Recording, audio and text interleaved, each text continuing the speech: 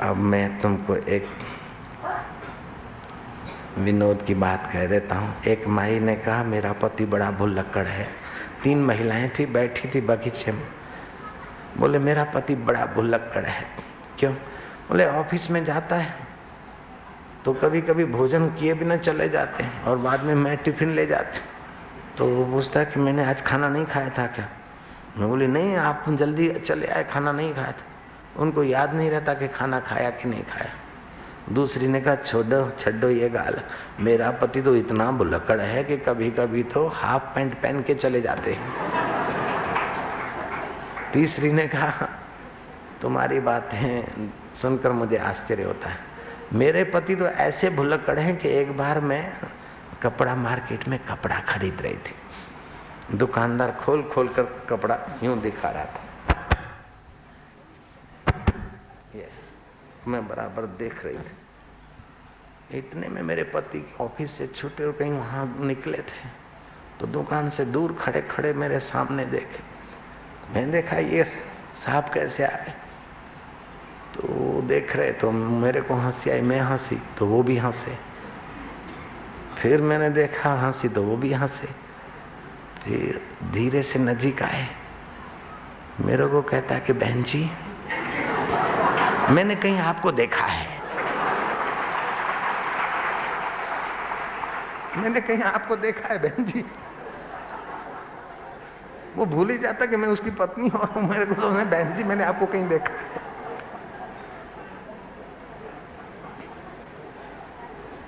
आपको उसके पति पर हंसी आती है, लेकिन सच पूछो तो आपको अपने ऊपर भी हंसी आएगी एक दिन।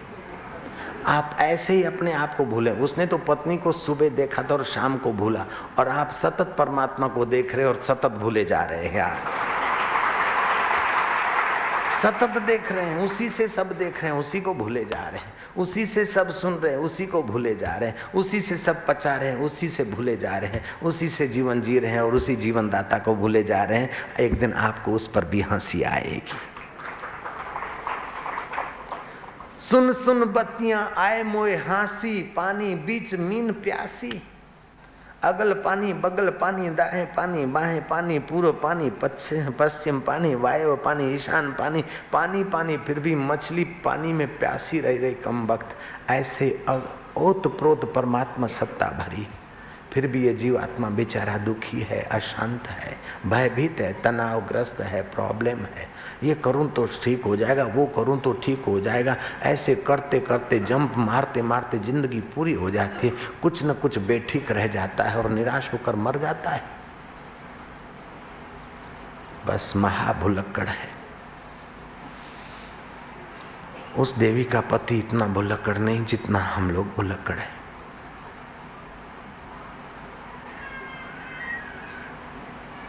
उस भूल को मिटाने का उपाय कृष्ण बता रहे हैं। ब्रह्मभूत प्रसन्न आत्मा, अपनी भूल को मिटाओ, ब्रह्मभूत हो जाओ, उस ब्रह्म परमात्मा को देखो। सुबह नींद में से उठो, 2 मिनट बिस्तर पर बैठ जाओ, स्मृति करो। अलार्म कितना ही बजे और नौकर कितना ही चिल्लाए, मिसिस कितना ही चिल्लाए, लेकिन वो उठाने वाला नहीं हो तो क्या आप उठ सकते थे क्या? मिस्टर कितना भी बुलाए, लेकिन मिस्टर का मिस्टर अगर दिल में नहीं होता, उठाने वाला नहीं होता, तो मिस्टर भी नहीं उठा सकता है, मिसिस भी नहीं उठा सकता। अलार्म घड़ियाल बजा सकता है, कंबल नहीं हटा सकता है। नौकर कंबल हटा सकता है, लेकिन तुम्हें उठा नहीं सकता है। उठाता तो वही पिता तुमको है, परमात्मा उठाता है। तुम गजब के भुलक्कड़ हो भाई, जो उठा रहा है उसी को भूले जा रहे, जो पचा रहा है उसी को भूले जा रहे, जो खिला रहा है उसी को भूले जा रहे, जो ऑफिस तक पहुंचा रहा है उसी को भूले जा रहे। तो मेरी तो प्रार्थना है कि सुबह नींद में से उठो तो इस भूल को मिटाओ कि आज का दिन मैं तुझे नहीं भुलाऊंगा, मैं भुलक्कड़ शिरोमणि नहीं बनूंगा, तुझे याद करता रहूंगा क्योंकि तू ही मेरा है। मेरा ये आग्रह नहीं कि तुम राम कहो उसको, मेरा ये आग्रह नहीं कि तुम उसे कृष्ण कह दो, मेरी ये हठ नहीं कि तुम उसको शिव कह दो, मेरा ये दुराग्रह नहीं कि तुम उसे अल्लाह ही कहो, तुम्हें जो रुचता है वो कह दो, उसके सभी नाम है, वो सब जानता है कि तुम किसको पुकार रहे हो। हे प्रभु राम कह दो, रोम रोम में तू रम रहा, इसलिए राम। तू ही सबको कर्षित आकर्षित करता है, इसलिए तेरा नाम कृष्ण रखा है। तू ही हाड़ मास के इस पिंजर को भी कल्याण में बता रहा है, इसलिए तेरा नाम शिव है। हे प्रभु रात भर तेरे में इंद्रियों ने बुद्धि ने विश्रांति पाई, अब मैं उठा हूं। ओम शांति। मैं तेरा तू मेरा। तुम 100 यज्ञ करो, पुण्य होगा लेकिन आधा। महापुरुषों ने कहा है कि 1.5 पुण्य है और 1.5 ही पाप है।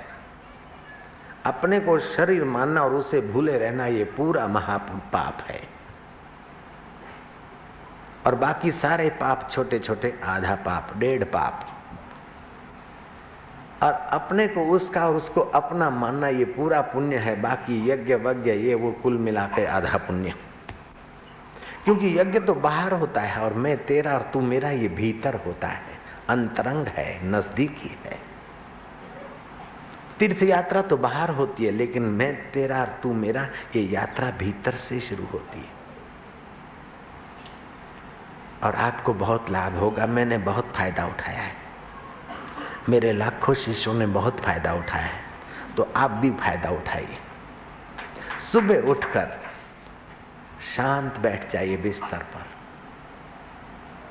श्वास चल रहा है उसको देखते जाइए, श्वास भीतर जाए शांति, बाहर आए 1, 10-15 श्वास गिनिए खाली, बस उस शांति की गैप को बढ़ाइए।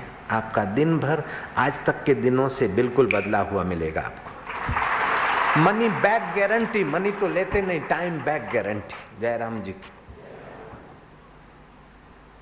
ये कर सकते हो आप 10 मंदिरों में जाओ, मस्जिदों में जाओ, हमारी मना नहीं, लेकिन हृदय मंदिर में आना आपका कर्तव्य है, आपका अधिकार है।